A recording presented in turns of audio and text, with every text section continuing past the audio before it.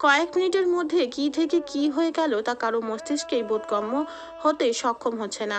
এমন সময় ভিড় ঠেলে বেরিয়ে আসলো সকলের কাঙ্ক্ষিত মুখশ্রীর রমণীটি, যে গাড়ির এহেন হালাত ও হাসিলকে এভাবে তার নাম ধরে উন্মাদের ন্যায় চিৎকার করতে দেখে ভয়ে কাঁপা কাঁপা কণ্ঠে ভাইয়া বলে উচ্চস্বরে ডেকে উঠল।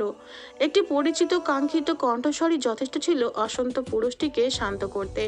প্রতিধ্বনিত কণ্ঠস্বরটি অনুসরণ করে সেদিকটায় তাকাতেই নেত্রে পরিস্ফুটিত হলো ভয়ঙ্কর সেই মানবিনী, যার মধ্যে আটকে আছে এই হৃদয়হীন পুরুষটির হৃদযন্ত্র।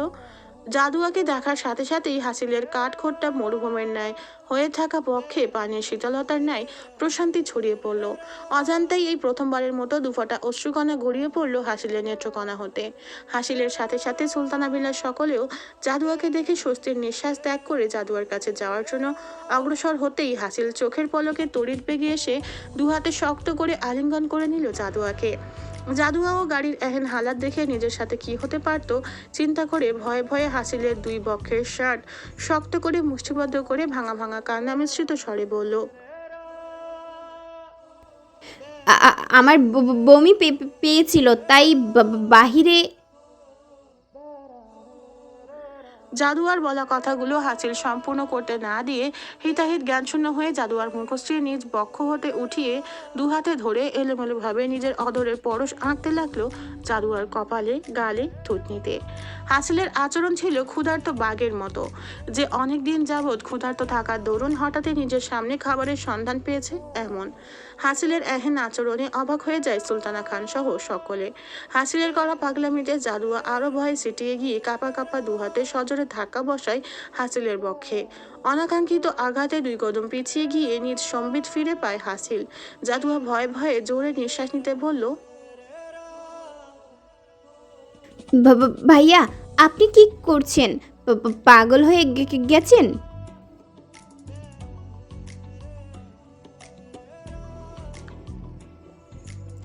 সুলতানা খান চিন্তিত হয়ে তড়িৎ গতিতে জাদুয়ার সামনে এসে জাদুয়াকে নিজ বক্ষে আগলিয়ে নিয়ে হাসিলকে উদ্দেশ্য করে বললেন,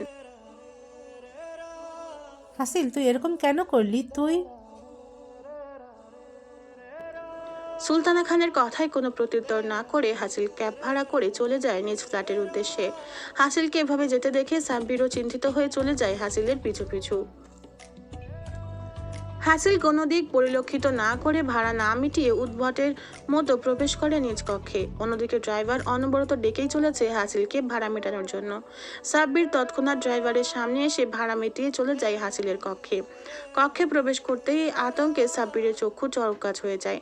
হাসিল নিজ ক্ষতবিক্ষত হাতে কক্ষে থাকা পাঞ্চিং ব্যাগে সজোরে ঘুষি মারতে থাকে দিক বেদিক শূন্য হয়ে। ফলস্বরূপ হাত থেকে ফিনকি দিয়ে রক্ত ছিটকে থাকে চারদিকে। তারপরও হাসিল থামছে না কোনো মতেই। হাসিলের এহেন হালাত দেখে সাব্বির শক্ত করে চেপে ধরে আতঙ্কিত কণ্ঠে চিৎকার করে বলতে থাকে, হাসিল, আল্লাহর দোহাই লাগে, থাম। তুই কেন এমনটা করছিস? সাব্বিরের কথায় হাসিল গর্জে উঠে জোরে জোরে নিঃশ্বাস নিতে নিতে বলল, সাব্বির, ছাড় আমাকে, নইলে তোকে আঘাত করে বসবো, যেটা আমি করতে চাচ্ছি না। ছাড় বলছে। তারপরও সাব্বির হাসিলকে না ছেড়ে তাকে শান্ত করার চেষ্টায় লেগে থাকলেও ফলস্বরূপ হাসিল ক্রোধান্বিত হয়ে সাব্বিরকে আঘাত করে বসে। এতেও সাব্বির কোনো ভ্রুক্ষেপ না করে হাসিলকে সামলানোর চেষ্টায় লেগে থাকে। সাব্বিরকে আঘাত করতে করতে এক পর্যায়ে শান্ত হয়ে হাঁটুতে ভর দিয়ে রক্তাক্ত হাতে চুলগুলো মুষ্টিবদ্ধ করে বসে পড়ে হাসিল। সাব্বির ধীর পদচারণে হাসিলের সামনে বসতেই হাসিল ভাঙা ভাঙা কণ্ঠে বলে উঠল, লেগে গেছে রে সাব্বির। হাসিলের কথা সাব্বির বুঝতে না পেরে প্রশ্ন করলো, তুই কিসের কথা বলছিস? সাব্বিরের প্রশ্নে হাসিল নিজ ঘোলা হয়ে যাওয়া নয়ন তুলে সাব্বিরের দিকে তাক করে শুধায়, বদ্ধ লেগে গেছে রে। মানে?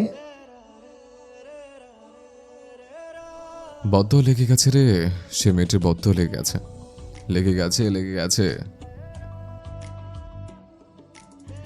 চিৎকার করে বলতে থাকে হাসিল।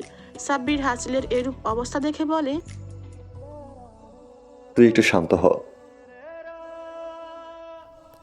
শান্ত কিভাবে হব সাব্বির, কিভাবে? তুই জানিস, আজ ক্ষণিক বারের জন্য মনে হয়েছিল ওর যদি কিছু হয়েছে তাহলে নিজেকে শেষ করে দেব নিজের এই দুহাত দিয়ে। সাব্বির, আজ প্রথমবারের মতো এখানটায় ভয় অনুভূত হয়েছিল। আজ প্রথমবার কোনো কিছু হারানোর ভয়ে আমার সর্বাঙ্গ কেঁপেছিল। আজ প্রথমবার কারোর জন্য আমার নয়ন থেকে অস্ত্র পড়িয়েছে। আজ প্রথমবার নিজেকে খুব দুর্বল মনে হয়েছিল। দেখ সাব্বির, দেখ, ওইটুকুনি মেয়ে আমার কি হালাত বানিয়ে দিয়েছে। এখন ওকে ছাড়া নিঃশ্বাস নিতে যে আমার খুব কষ্ট হয়। আমি এখন কি করব বল, কি করব আমি? বসা থেকে উঠে দাঁড়িয়ে শক্ত কণ্ঠে হাসিল আবার বলল, এতদিন আমি আমার অনুভূতি সম্পর্কে শিওর ছিলাম না, কিন্তু এখন এখন আমি জানি ওর প্রতি আমার ভয়ঙ্করভাবে আসক্তি জন্মেছে। আমি ওকে চাই সাব্বির, যে কোনো কিছুর বিনিময়ে আমি ওকে চাই, বাই হোক আর বাই ক্রোক। হাসিলের প্রত্যুত্তরে সাব্বির ঘাবড়ে গিয়ে বলল, তুই একটু শান্ত হ। দেখ, তাড়াহুড়া করে কিছু করতে চাস না। মেয়েটা তোকে এখনো ভয় পায়, আর ওর ভয় ভাগানোর চেষ্টা কর।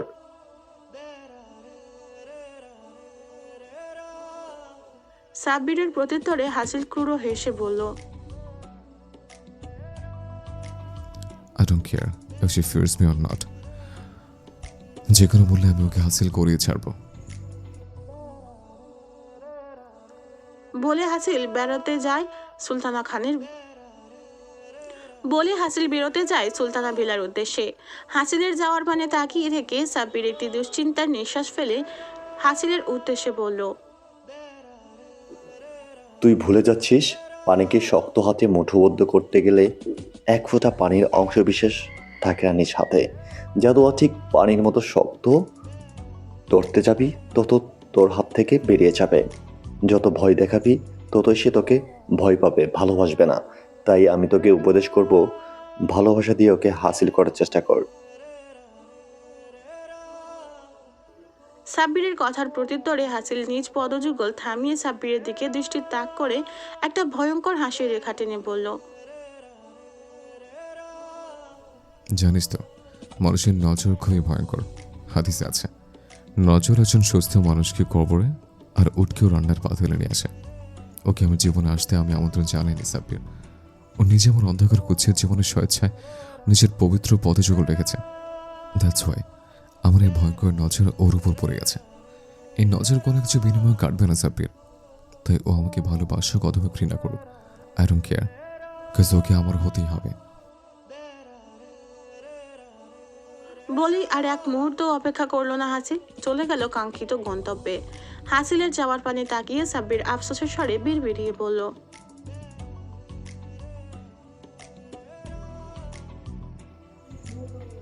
তুই ভুল করছিস হাসিল, খুব বড় ভুল করছিস জীবনে। সবকিছু শক্তির বিনিময়ে পাওয়া গেলেও ভালোবাসা কোনো কিছুর বিনিময়ে পাওয়া যায় না। আজ সুলতানা ভিলায় কেমন সুনসান নীরবতা ছেয়ে আছে। এতদিন যে উৎসবের আনন্দ সবার মাঝে বিরাজ করছিল, তা আজকের অনাকাঙ্ক্ষিত একটি ঘটনার কারণে সবার মধ্যে থেকে উবে গেছে। সকলে আতঙ্কিত হয়ে আছে এটা ভেবে, যদি ওই গাড়িতে জাদুয়ার উপস্থিতি থাকতো তাহলে কি হতো, এটা ভাবতেই সকলে ভয়ে আঁতকে উঠছে।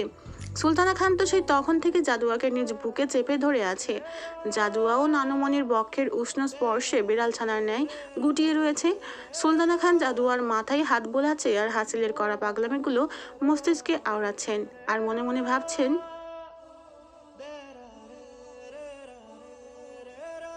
তাহলে আমার ধারণাটিই সত্য, হাসিল জাদুয়াকে পছন্দ করেন না। শুধু পছন্দ না, ভয়ঙ্করভাবে চায় হাসিল জাদুয়াকে। কথাটি চিন্তা করে সুলতানা খান জাদুয়াকে আরো শক্ত করে চেপে ধরে নিজ বক্ষে। তিনি আবার মনে মনে আওড়ায়, এখন কি হবে? হাসিল যদি কোনোভাবে জাদুয়াকে চেয়ে বসে তখন আমি কি করব? আমি হাসিলকে যেমন ভালোবাসি তেমন জাদুয়াকেও। আমি চাই হাসিল সুখে থাকুক, কিন্তু ওর সুখের বিনিময়ে আমি জাদুয়ার জীবনটা তো কোনো মতেই নষ্ট করতে পারি না। জেনে শুনে কি করে আমি ওকে আগুনে ফেলে দিব? কথাটি ভাবতেই অশান্ত হয়ে গেল সুলতানা খানের বক্ষপিঞ্জর। তখনই আয়েশা বেগম সুলতানা খানের উদ্দেশ্যে বললেন, মা, জাদু ওর উপর দিয়ে অনেকটা ধকল খেয়েছে আজ। আপনি বরং ওকে ছেড়ে দিন, ও ফ্রেশ হয়ে নিক। আয়েশা বেগমের কথাই সুলতানা খান জাদুয়াকে ছেড়ে দেয়। জাদুয়া নিজ কক্ষে প্রবেশ করে ফ্রেশ হতে যায় ওয়াশরুমে। ফ্রেশ হয়ে বের হওয়ার সময় জাদুয়ার আজকের পরিহিত কামিজটির দিকে তাকাতেই নেত্রে পরিস্ফুটিত হয় কামিজে লেগে থাকা রক্ত। জাদুয়া আটকে উঠে নিজ শরীর ভালো মতো যাচাই করে বুঝতে পারে কামিজে লেগে থাকা রক্ত তার নয়। তখনই জাদুয়ার স্মৃতিচারণ হয় হাসিলের জাদুয়াকে জড়িয়ে ধরা। তৎক্ষণাৎ জাদুয়া বিড়বিড়িয়ে নিজ মনে প্রশ্ন করে ওঠে, এটা কি উনার রক্ত? খুব বেশি ব্যথা পেয়েছে কি উনি? আচ্ছা, আজ উনি এরকম পাগলামি কেন করছিলেন? কেন উনি আমাকে ওভাবে... বাকি কথাটুকু না বলে জাদুয়া বের হয়ে আসে ওয়াশরুম থেকে। তখনই জাদুয়ার কক্ষে প্রবেশ করে স্নেহা ও সোহানা। ওদেরকে দেখে জাদুয়া মুখে একটি হাসির রেখা টেনে প্রশ্ন করে, আরে আপু, তোমরা এখানে কিছু বলবে? জাদুয়ার প্রশ্নের প্রত্যুত্তরে সোহানা চিন্তিত হয়ে বলল, তুই এখন ঠিক আছিস বোন? সোহানার প্রশ্নে জাদুয়া হালকা হেসে ওদের চিন্তামুক্ত করতে বলল, আমি ঠিক আছি আপু, তোমরা চিন্তা করো না।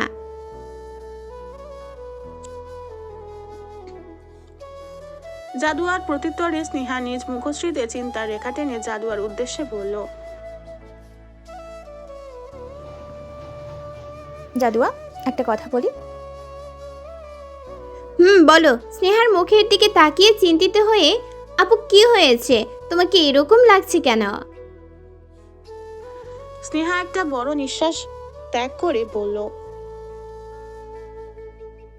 জাদুয়া, আজকের ঘটনার পর আমার মনে হচ্ছে হাসিল ভাইয়া তোকে পছন্দ করে।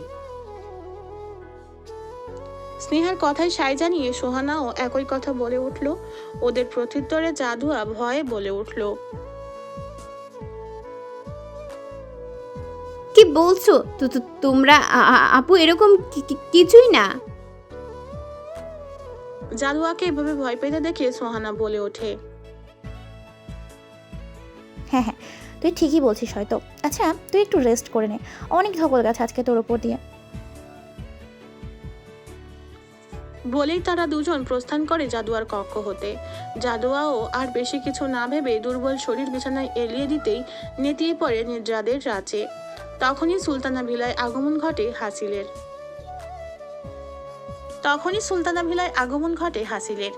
হাসিল নিজ কক্ষে প্রবেশ না করে হনহনিয়ে চলে যায় সুলতানা খানের কক্ষের উদ্দেশ্যে। হাসিলের উদ্ভটের ন্যায় জবরজঙ্গ রূপ দেখে হলরুমে উপস্থিত সকলে হতবিহ্বল হয়ে যায়। কারণ মূলত তারা এখন অবধি হাসিলের এহেন অগোছালো রূপের সাথে পরিচিত নন। উপস্থিত মহিলা সদস্যদের হাসিলের এহেন রূপের কারণ কিছুটা বোধগম্য হলেও পুরুষ সদস্যদের কাছে বিষয়টি ছিল নতুন, কারণ আজকের ঘটে যাওয়া সকল ঘটনা থেকে তারা ছিল অজ্ঞাত।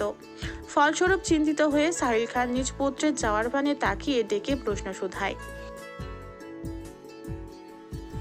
হাসিল, কি হয়েছে তোর? তুই ঠিক আছিস? তো কেমন লাগছে কেন? সাহিল খানের প্রশ্নের কোনো প্রকার প্রত্যুত্তর না করে হাসিল পদচারণ ফেলে নিজ গন্তব্যে। বিষয়টি এমন, সাহিল খান নামের জলজান্ত মানুষটি তার নেত্রে অদৃশ্য। তখনই মারিয়াম বেগম এনিয়ে বিনিয়ে আজকের ঘটে যাওয়া সকল ঘটনা তুলে ধরেন। মারিয়াম বেগমের কথা শুনে সাহিল খান থমকালেন, ভরকালেন, চমকিত হলেন। তিনি যেন বিশ্বাসই করতে পারছেন না তার তিক্ত কাঠখোট্টার ন্যায় অনুভূতিহীন ছেলেটি কার জন্য এরূপ উন্মাদের ন্যায় আচরণ করবে। তিনি মনে মনে ভাবলেন, হাসিলের এরূপ আচরণ করার কারণটা কি? ও তো কারোর জন্য এরূপ ডেসপারেট হওয়ার মতো ছেলে নয়। তাহলে ওর আচরণ এরকম কারণ কি? তাহলে ও কি জাদুয়াকে... না না, এরকম হওয়ার সম্ভাবনা নেই। ওর মতো ছেলে কখনোই কাউকে আর যাই হোক ভালোবাসবে না। হাসিল সুলতানা খানের দরজার সম্মুখে দাঁড়িয়ে নক করতেই সুলতানা খান কার আগমন ঘটেছে তা না জেনেই প্রবেশের অনুমতি প্রদান করেন। হাসিল সুলতানা খানের অনুমতি পেয়ে প্রবেশ করতেই সুলতানা খানের চক্ষু চড়ক কাজ হয়ে যায় হাসিলের দর্শনে। কারণ এই মুহূর্তে তিনি যদি কাউকে এড়িয়ে চলতে চান তাহলে সেই ব্যক্তিটি হবে হাসিল। সুলতানা খানের বক্ষপিঞ্জ শুকিয়ে কাট কাট হয়ে গেছে। হাসিল কি বলবে এই দুশ্চিন্তায়। অন্য সময় হলে তিনি হাসিলকে সাদরে আমন্ত্রণ জানাতেন হাসিলের স্বল্পভাষী জবানে কিছু শোনার জন্য, কিন্তু এখন সে দুশ্চিন্তায় আছেন এটা ভেবে হাসিল না জাদুয়ার বিষয়ে কিছু বলে। সুলতানা খানের চিন্তা ভাবনার মধ্যেই হাসিল গম্ভীর কণ্ঠে বলল, দাদি, তোমার সাথে আমার কিছু কথা ছিল। হাসিলের কথিত ধ্বনি সুলতানা খানের কর্ণে প্রতিধ্বনিত হতেই সুলতানা খান ঘাবড়ে গিয়ে আমতা আমতা শুরু করলেন। তখনই সুলতানা খানের দৃষ্টিতে পরিলক্ষিত হলো হাসিলের বীভৎসভাবে ক্ষতবিক্ষত হয়ে যাওয়া হাতটি, যেখান থেকে আপাতত রক্ত পড়া বন্ধ হয়েছে কিন্তু আঘাতগুলো পরিলক্ষিত। সুলতানা খান চিন্তিত হয়ে হাসিলের হাতটি নিজ হাতের অন্তরালে নিয়ে ব্যথিত স্বরে বললেন, হাতের কি অবস্থা হয়েছে হাসিল? এখন অবধি তুই ডক্টরের কাছে যাসনি। আচ্ছা, ডক্টর বাদ দে, ন্যূনতম হাতে মেডিসিন লাগিয়ে ব্যান্ডেজ তো করতে পারতি। দাদি, I want to say something. হাসিলের কথার প্রত্যুত্তর না করে তিনি আবার বললেন, আচ্ছা তুই দাঁড়া, আমি এক্ষুনি ফার্স্ট এইড বক্সটা নিয়ে আসছি। বলেই সুলতানা খান ব্যস্ত হয়ে পড়লেন ফার্স্ট এড বক্স খুঁজতে। তখনই হাসিল নির্বিঘ্ন কণ্ঠে বলে উঠল, দাদি, আমি জাদুয়াকে চাই। হাসিলের কথায় সুলতানা খান একটু অবাক হলেন না, বরং এটাই যেন হওয়ার ছিল। কিন্তু তিনি হাসিলের বচন শুনেও না শোনার স্বরূপ নিজের কাজ করে যাচ্ছেন। তখনই হাসিল সুলতানা খানের দিকে তাকিয়ে কুটিল হাসির রেখা টেনে ভয়ঙ্করভাবে দ্বিতীয়বারের ন্যায় বলল, দাদি, I want her by any cost. এবার হাসিলের প্রত্যুত্তরে সুলতানা খান গম্ভীর দৃষ্টিতে হাসিলের পানে তাকিয়ে বললেন, ভালোবাসো জাদুয়াকে? না। গম্ভীরভাবে বলল হাসিল। তাহলে? তীক্ষ্ণ দৃষ্টিতে তাকিয়ে। আসক্তি, ভয়ঙ্কর আসক্তি জন্মেছে। শক্ত কণ্ঠে বলল হাসিল। হাসিলের এরূপ কথার প্রত্যুত্তরে সুলতানা খান বললেন, হাসিল, জাদুয়াকে নিয়ে তোর ভাবনার ইতি এখানেই টানা উচিত। সরি দাদি, সেটা আমি করতে পারবো না। আর এতদিন না তুমি আমার বিয়ের কথা বলতে, এখন আমি বলছি I want to marry her. হাসিলের কথার প্রত্যুত্তরে সুলতানা খান গভীর দৃষ্টি তাক করে বললেন, তুই কি জানিস ওর সাথে তোর বয়সের পার্থক্য প্রায় 10 বছরেরও বেশি। আর তাছাড়া জাদুয়ার এখনো বিয়ের বয়সও হয়নি। সো হোয়াট, তোমার সাথেও কিন্তু দাদুর বয়সের পার্থক্য এর থেকে বেশি ছিল। এছাড়া তুমি কিন্তু ছোট বয়সে বিয়ে করে এবারের বউ হয়ে এসেছিলে। হাসিলের কথায় সুলতানা খান দবলেন না, বরং তেতে উঠে বললেন, হাসিল, তুই খুব ভালো করেই জানিস তুই কি কি কাজের সাথে জড়িত আছিস। আমি তোকে যেমন ভালোবাসি তেমনি জাদুয়াকেও। কি করে আমি ওকে একটি অনির্দিষ্ট ভবিষ্যতের দিকে ঠেলে দেই যেখানে তোর নিজের জীবনের কোনো নিরাপত্তা নেই। হাসিল, জাদুয়া একটি ছোট্ট সুবাসিত ফুলের ন্যায়, যে বিনা আঘাতে নিজের সুবাসে মোহিত করে রাখবে চারিপাশ, কিন্তু সামান্য আঘাতে মুচড়ে যাবে। আর তোর এই আসক্তি ওকে শেষ করে দিবে। তাছাড়া জাদুয়া তোকে ভয় পায়, ওর মনে তোর জন্য বিন্দু পরিমাণ অনুভূতিও নেই। তাই আমি চাই না তুই জাদুয়াকে তোর জীবনের সাথে সংযোগ কর। সুলতানা খানের কথার প্রত্যুত্তরে হাসিল ভয়ঙ্করভাবে উচ্চস্বরে হেসে উঠে বলল, সংযোগ? সেটা তো আমি অনেক আগেই করে ফেলেছি। ওর আমার প্রতি অনুভূতি থাকুক বা না থাকুক, ওকে আমারই হতে হবে। আর তুমি কি বললে? সুবাসিত ফুল যে চারপাশে নিজের সুবাসে মোহিত করে রাখে, যেন ওয়ার্ড দাদি, তাহলে আমি নিজে সে সুবাসিত ফুলকে নিজ হাতে মুচড়ে দেব। ওর সুবাস শুধুমাত্র আমার জন্য বরাদ্দকৃত। তুমি ভেবো না আমি তোমার কাছ থেকে পারমিশন চাইতে এসেছি। আমি শুধুমাত্র তোমাকে জানাতে এসেছি, তুমি চাও বা না চাও জাদুয়াকে আমারই হতে হবে। বলেই হাসিল চলে যাওয়ার উদ্দেশ্যে নিজ পদযুগল বাড়াতেই আবার সুলতানা খানকে উদ্দেশ্য করে বলল, তবে দাদি, তুমি প্রমাণ করে দিলে আমার আপন বলতে তুমি নাও। তুমি আমাকে সবার মতোই ভাবো। হাসিলের কথার প্রত্যুত্তরে সুলতানা খান ব্যতীত নয়নে হাসিলের পানে চেয়ে বললেন,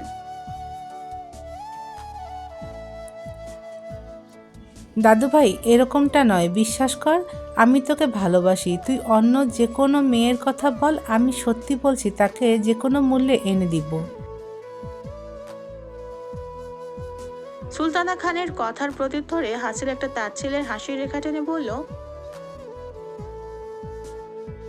দাদি, তুমি আবার প্রমাণ করে দিলে দুনিয়ার প্রতিটি মানুষ স্বার্থপর। নিজের ভালোর জন্য অন্যের ক্ষতি করতেও দুবার ভাবে না। বাট আই এম সরি দাদি, আমার জাদুয়াকে চাই, আর ওকে আমি আমার করেই ছাড়বো। And you know very well আমার যে প্রয়োজন তা আমি হাসিল করিয়ে নিতে জানি। আমি সেটা কখনোই হতে দিব না। তিক্ত স্বরে সুলতানা খান বললেন, okay fine, let me see who became the winner. উত্তর প্রত্যুত্তর, এ যেন এক বিনা রক্তপাতে কুরুক্ষেত্র, যেথায় যোদ্ধা দুজন আর যুদ্ধের অস্ত্র হিসেবে ব্যবহৃত হচ্ছে নিজ জিহ্বা। এই জিহ্বা একটা বিষাক্ত সাপের মতো। কবরে এমন কত নিহত লোক আছে যাকে তার জিহ্বা হত্যা করেছে। জিহ্বা এমন ভয়ঙ্কর বস্তু যে তরবারিও তার সাথে সাক্ষাৎ করতে ভয় পায়। তাই প্রতিটি মানবকুলের উচিত নিজ জিহ্বা সংযত রাখা।